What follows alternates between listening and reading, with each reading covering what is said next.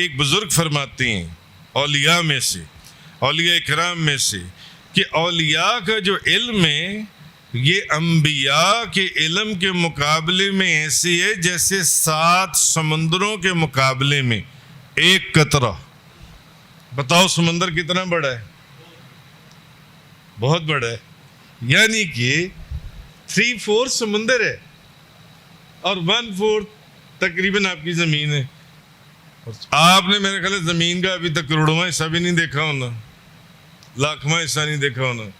ہاں، سمندر 3 حصے ہے زمین کے اوپر، تو 7 سمندروں، یعنی وہ اولیاء اللہ فرماتے ہیں، وہ فرماتے ہیں کہ اولیاء کا علم، اولیاء کا علم انبیاء کے علم کے سامنے جو ان سے وہ ایسے ہے جیسے 7 سمندروں کے مقابلے میں ایک قطرہ ہو۔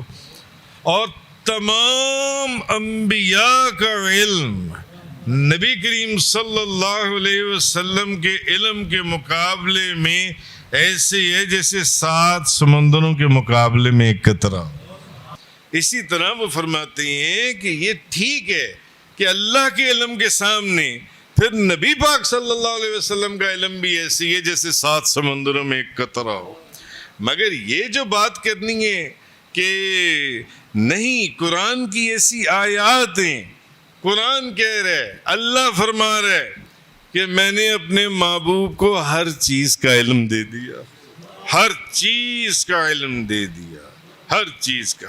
وَعَلَّمَكَ مَا لَمْ تَكُنْ تَعْلَمْ وَكَانَ فَضْلُ اللَّهِ عَلَيْكَ عَظِيمًا، اور آپ کو وہ سب کچھ سکھا دیا جو آپ نہ جانتے تھے، اور آپ پر اللہ کا بہت فضل ہے۔